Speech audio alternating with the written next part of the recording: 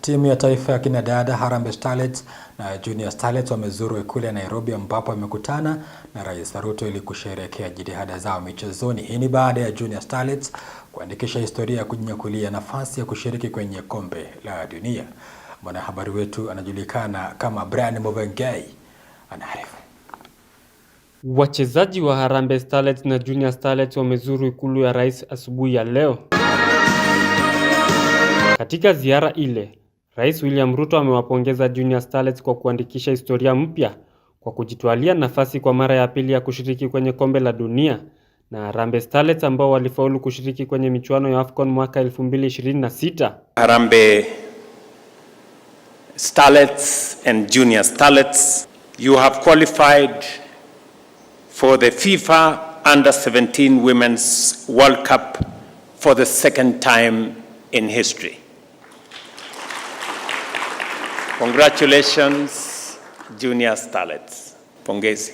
And for our Harambee Starlets, you've qualified to participate in WAFCON. Again, congratulations. Rais Ruto amewatakia Harambee Starlets kila laheri kupeperusha bendera ya Kenya, huku akiwataja kama walio na uwezo wa kuwapiku Morocco, Algeria na Senegal kwenye hatua za makundi. Aidha, waziri wa michezo Salim Mvurya ameahidi kuwa wataimarisha miundombinu ya michezo na kuwa wanashirikiana na sekta ya elimu kutambua, kuchagua na kukuza talanta ili kuimarisha michezo nchini. You are going to Morocco to wear the colors of Kenya on the biggest stage in world football. There is no greater honor for any sportsman or woman than representing your motherland before the world. The country is truly proud of your achievements, and we shall be cheering you on as you represent us at the continental level.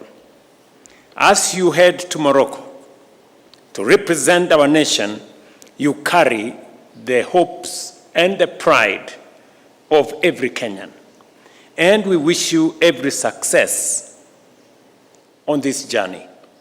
I want to assure you, as a ministry, we will continue to implement with speed the directions on infrastructure, but also to reform policies and legislation to make sports a source of livelihood. Kocha mkuu wa Harambee Starlets ametaka Rais Ruto kufanya mikakati ya kuwezesha Kenya kuwa wenyeji wa AFCON mwaka 2028, huku naye kocha wa Junior Starlets akiahidi kuwa watafanya jitihada zote na kufuzu kwenye hatua za makundi kwenye kombe la dunia.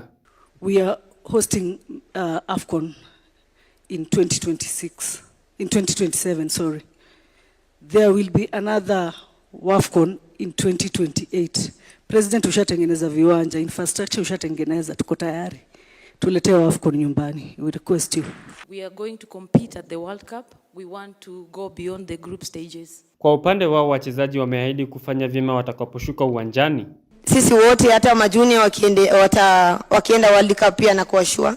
Umeona venye wamecheza hapa, ni watu wako determine. Brian Movengei, Undugu TV.